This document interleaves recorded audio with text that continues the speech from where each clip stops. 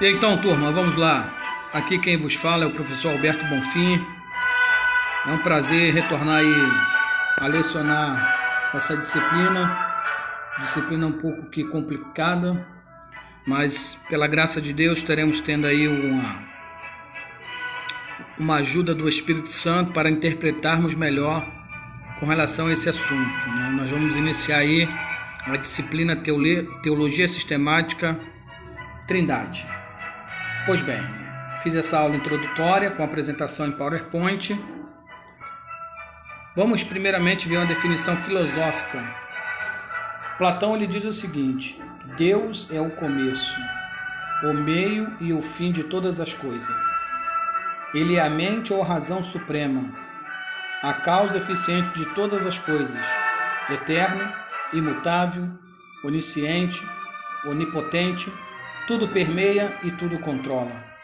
É justo, santo, sábio e bom, o absolutamente perfeito, o começo de toda a verdade, a fonte de toda a lei e justiça, a origem de toda a ordem e beleza e especialmente a causa de todo o bem. Pois bem, essa definição de Platão define tudo e através dessa definição filosófica podemos compreender sobre a benignidade do nosso Deus. Agora a teologia vai nos ajudar a compreender melhor a definição de quem é Deus na Bíblia Sagrada. No próximo slide eu coloquei a teontologia. A teontologia é uma ciência dentro da teologia. A teontologia é uma área da teologia sistemática que estuda sobre Deus, mais especificamente sobre Deus Pai. Ela é, em sua forma apologética, a defensora das reivindicações do cristianismo frente àqueles que ainda não creem, e na sua forma dogmática, a esclarecedora dos conteúdos da fé cristã a respeito de Deus para aqueles que já creem. Pois bem, então nós temos aí uma ciência chamada teontologia que vai estudar o ser de Deus. Deus é espírito, ninguém nunca viu Deus, mas nós temos dentro da teologia e vamos encontrar atributos dessa divindade, do Deus da Bíblia, e podemos então estudá-lo mediante os argumentos teológicos.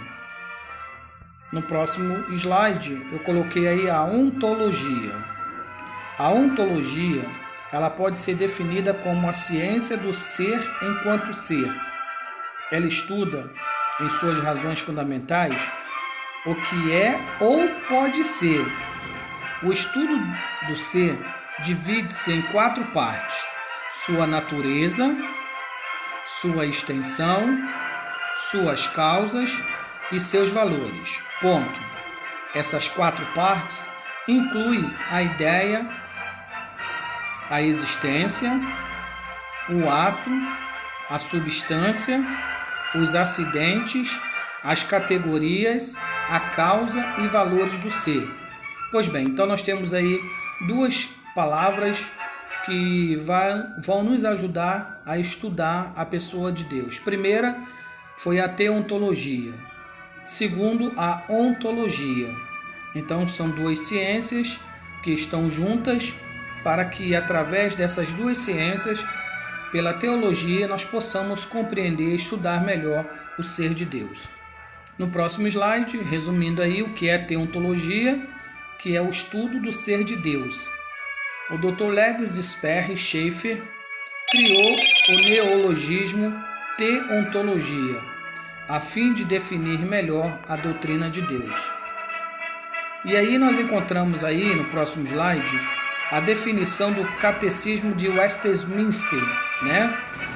É um catecismo que foi feito pós-reforma e os reformadores então, a partir daí, eles deram uma definição sobre quem é Deus.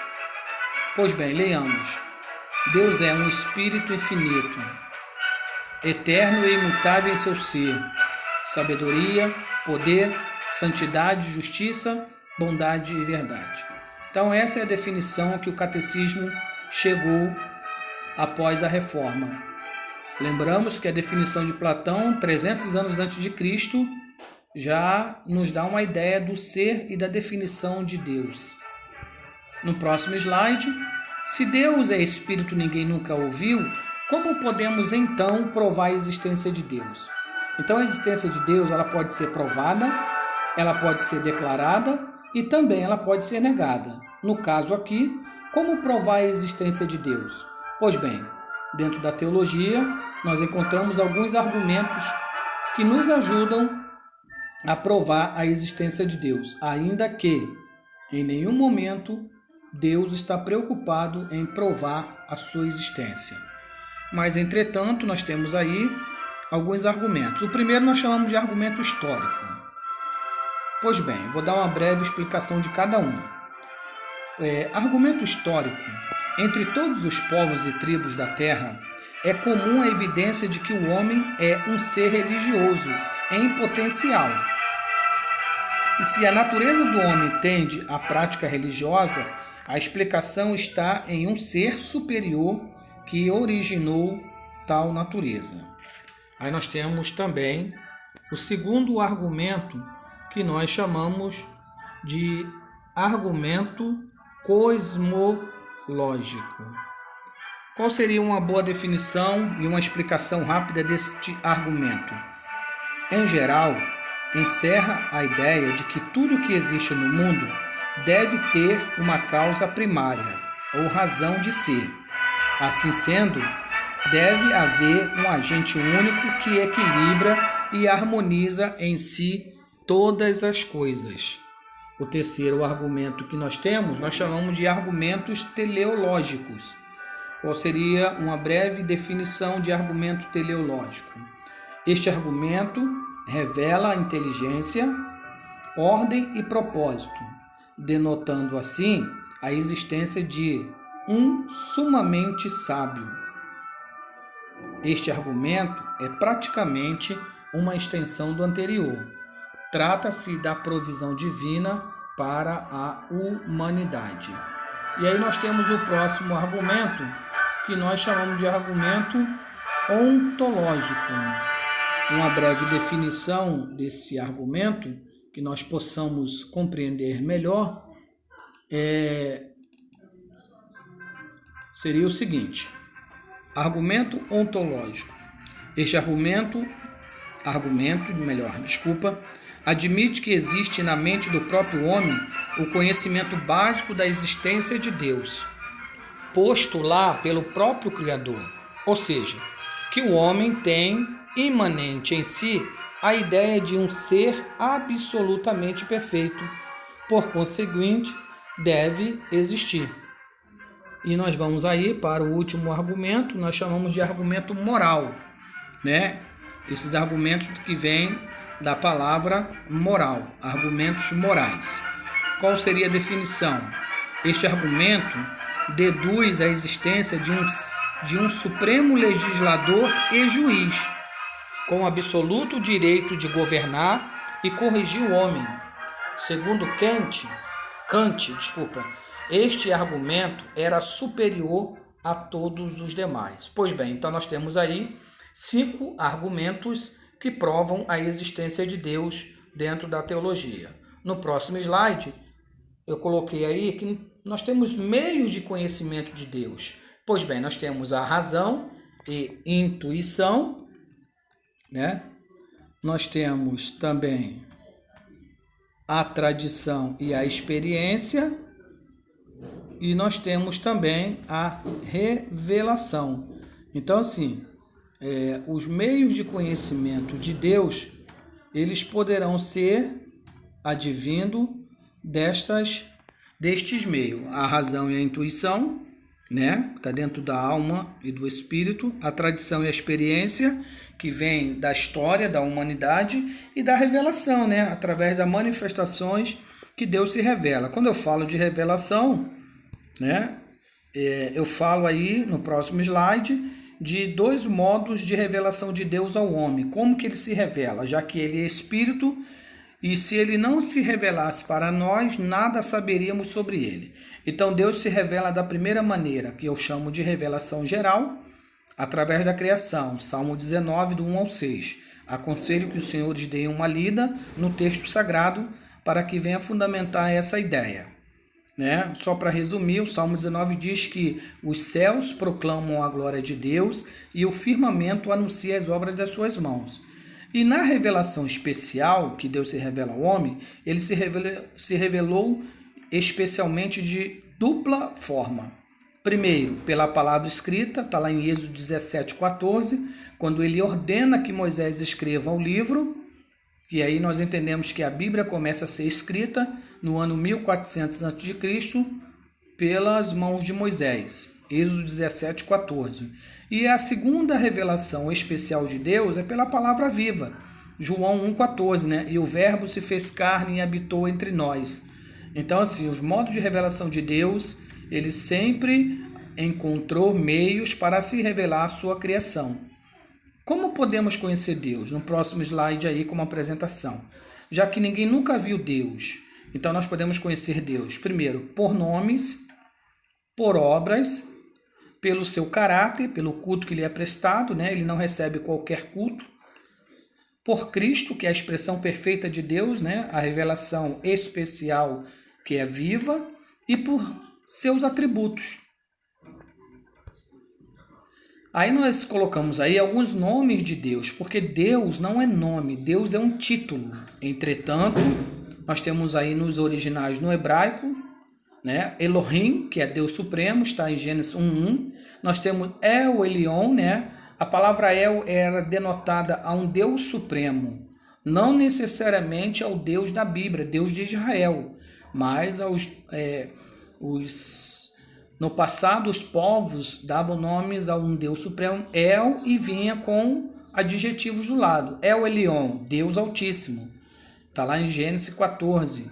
El Shaddai, o Deus Todo-Poderoso, né? Está em Gênesis 17. E Adonai, significa meu Senhor. É um nome de Deus e não um pronome de tratamento. E ainda nós encontramos na Bíblia Sagrada nomes compostos de Deus. Porque você lembra que quando Moisés ele teve um encontro com Deus na sarça, ele perguntou qual era o nome para que ele pudesse voltar ao seu povo e anunciasse o nome do Deus de Israel para que pudesse ouvi-lo a sua mensagem, né?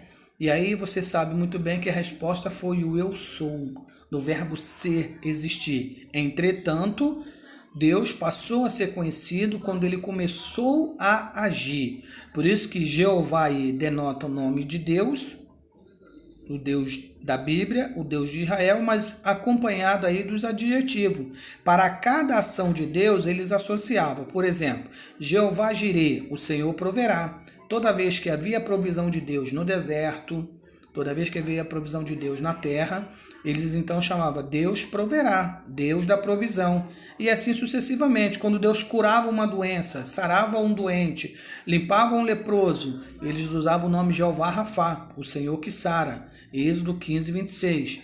E assim sucessivamente, como eu coloquei aí alguns exemplos, Jeová Shalom, Jeová Raá, Jeová Dissitiqueno, Jeová Nissi, Jeová Chamá, Jeová Sabaote, Jeová Elion e Jeová Mikadiskim. E do lado aí eu coloquei a tradução e os versículos bíblicos para fundamentar os nomes compostos de Deus. E aí nós encontramos agora aí no próximo slide, esse é o nome original de Deus, impronunciável. São 4 consoantes. Na língua hebraica não existe vogais, só existem apenas consoante. E aí encontramos aí o nome de Deus que na teologia nós chamamos de tetragrama. YHWH. Tetragrama hebraico grafado geralmente como Iavé ou Javé. É o nome pessoal do Deus de Israel, vírgula. Em nossas versões, ponto. Os judeus pronunciam Adonai toda vez que encontram o nome sagrado nas escrituras diante a leitura na sinagoga. Isso é observado ainda hoje. Na Idade Média, os rabinos inseriram no tetragrama as vogais de Adonai. Isso resultou na forma de Ie e Ohai. Só a partir de 1520, depois de tomarem conhecimento desse fato, os reformadores difundiram o nome Jeová.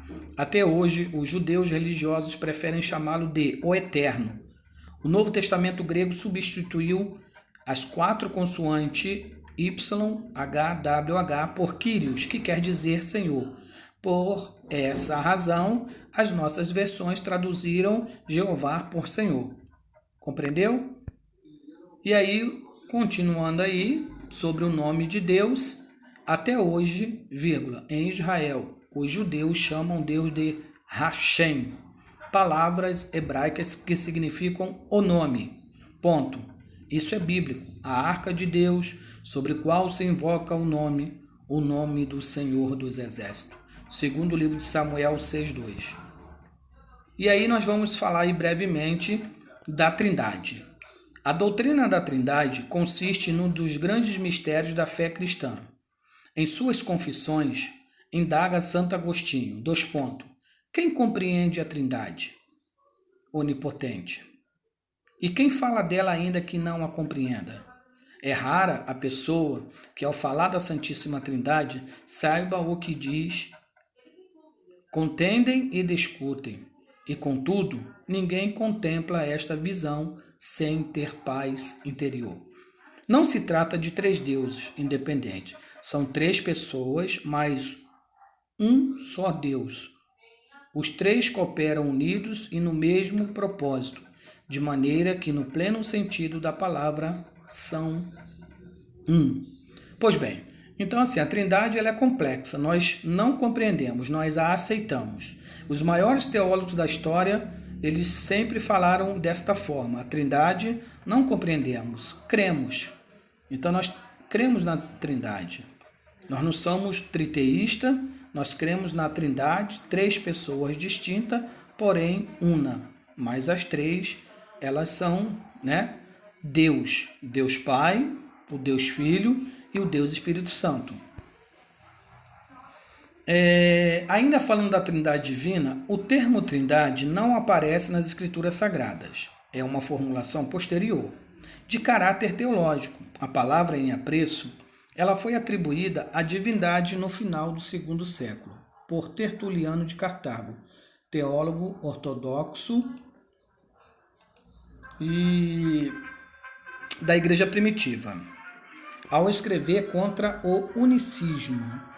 Então, observamos que nós não vamos encontrar essa palavra na Bíblia Sagrada, Trindade não aparece dentro da Bíblia. Ela foi formulada posteriormente por Tertuliano para combater uma heresia do unicismo. Aí nós vamos falar um pouco aí resumidamente, se faz parte da história da igreja, mas só para os irmãos entenderem, o credo atanasiano afirma, : adoramos um Deus em Trindade e Trindade em unidade. Não confundimos as pessoas, nem separamos a substância. No trinitarianismo, que honra as Escrituras, Jesus é Deus Todo-Poderoso. Ponto. No unicismo, Deus é Jesus.